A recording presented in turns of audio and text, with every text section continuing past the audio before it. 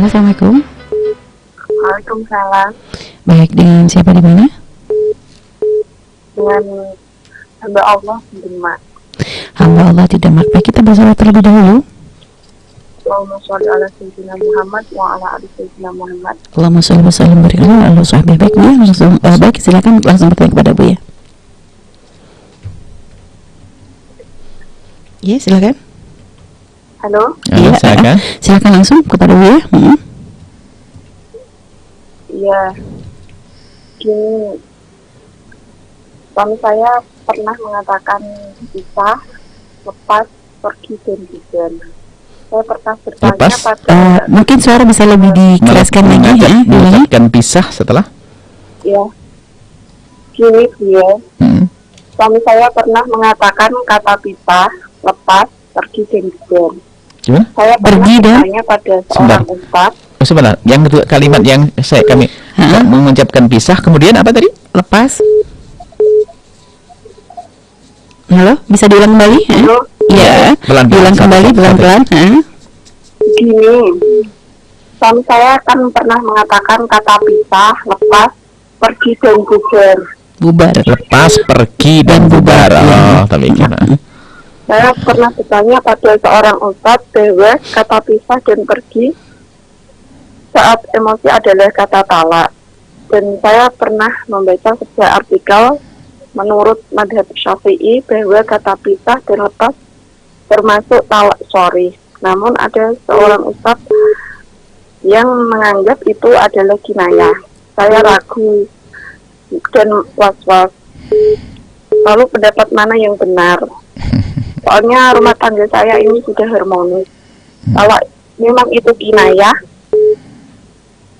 suami saya mengaku tidak berniat talak, apakah saya harus percaya saja dengan suami saya? Lalu bagaimana kalau dia berbohong, sebenarnya niat talak tapi mengaku tidak? Apakah hubungan kami ini dianggap zina? Baik. Sekian pertanyaan dari saya. Assalamualaikum. Waalaikumsalam warahmatullahi wabarakatuh. Baik, biar langsung dijawab. Di dalam bahasa Al-Quran ada namanya tolak, ya, kalimat cerai, tolak. Jadi sorehnya adalah kalimat tolak itu.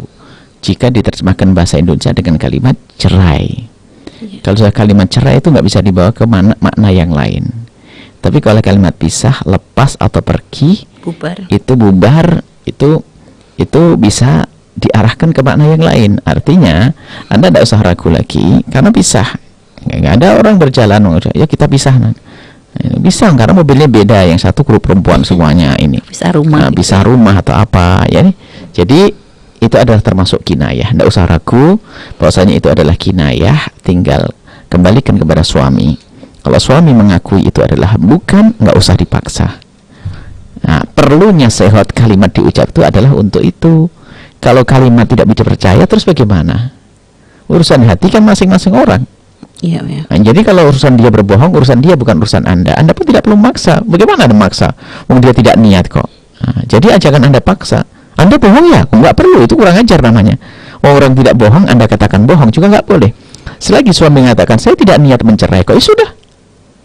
Nah, baik ini. Kemudian juga dalam kalimat cerai itu sendiri, waktu mengucapkan itu sendiri bisa menjadi arti cerai dan tidak. Misalnya, kalau begini terus nanti kita cerai loh, aku cerai, itu belum, masih mau.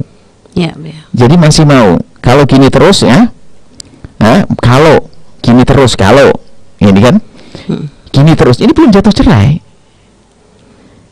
Kalau Nanti, berubah, nanti aku cerai. Nanti itu kapan? Sebelum mati boleh. Masih panjang, jadi tidak bisa. Jadi harus kalimatnya jelas benar-benar, engkau aku cerai, baru masuk itu adalah masuk sehat-sehat yang jelas, soreh. Jadi Anda tidak usah ragu dalam hal talak ini. Dan cerai ya, Bu ya. Talak dan cerai. Talak itu nggak bisa ditafsir. Kemudian cara mengucapkannya bukan akan atau kalimat berita. Berita bisa bohong.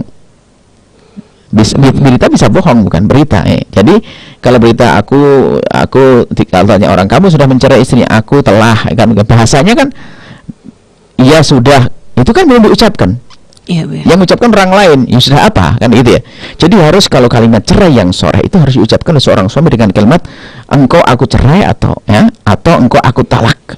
Iya, Itu sore. Kemudian kalau seperti yang dikatakan lepas, kemudian pergi, kemudian pulang ke rumah orang tuamu, atau yuk pisahan aja, bubar, itu adalah termasuk kinayah.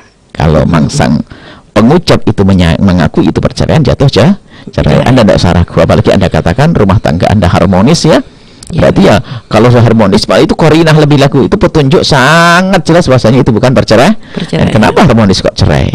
Jadi jangan gampang kena ragu-ragu lah kalau omongan ada ustadz semacam itu. Pemahaman, masalah pemahaman beliaunya. Orang harmonis, masa kalau kita pisah aja. Nah, pisahnya ini kemana arahnya? Jadi kalau mengatakan cerai itu dengan marah sekalipun di dalam mazhab kita adalah juga jatuh dalam keadaan marah kayaknya. Karena memang rata-rata cerai memang marah Bu ya, hampir. Baik Bu ya. Dan kalau misalnya bilang bahasa gini Bu ya, yaudah deh cepetan kamu urus ke pengadilan sana. Oh, belum cerai. Enggak Bu ya, belum cerai. Termasuk Bu ya. Urus ke pengadilan, urus perceraian gitu maksudnya. Maksudnya itu kadang-kadang seorang suami yang menimbang saja apakah betul istri minta cerai dan sebagainya, gitu saja. Kalau misalnya ungkapan dari istri Bu ya, misalnya udah ceraikan aku gitu ya, terus lalu suami ngomong iya gitu, iya, tidak bisa. Ada iyanya apa? Iya, selamanya akan aku pertahankan. Kalau urusannya gitu gimana? Gitu. Atau kalau misalnya iya aku setuju, itu gimana? Tidak, belum, tidak bisa seperti itu. Harus diucapkan juga. Harus diucapkan untuk menjadi walaupun kalimat itu sudah terucap oleh istri sebelumnya dengan bahasa sangat jelas istri gitu, karena bisa saja ada sesuatu yang di istisna disembunyikan. Jadi nggak bisa. Jadi jangan mudah juga, tapi jangan main-main. Nasihatnya untuk kaum pria, jangan gampang main cerai. Ucapan kalimat cerai, sebab kalau sudah kalimat cerai yang soreh tadi, yang jelas seluruh jin hujit ya. Guyonannya jadi. Baik, dan juga istri jangan gampang nantangin juga Bu ya. Iya, istri kadang-kadang memang wanita kadang-kadang karena lembut hatinya sehingga di saat punya masalah sedikit saja pengen cerai, di saat iya pun juga pusing kadang-kadang. Iya Bu. Baik Bu ya. Dan katanya kami pernah dengar Bu ya, kalau seorang istri sampai bahasa minta cerai, sebenarnya yang dicari bukan itu, tapi minta perhatian. Minta solusi, minta berubah. Kalimatnya cerai artinya beda. Bang, yuk berubah gitu. Suaminya nggak paham bicara beneran ya ini. Suaminya dungu.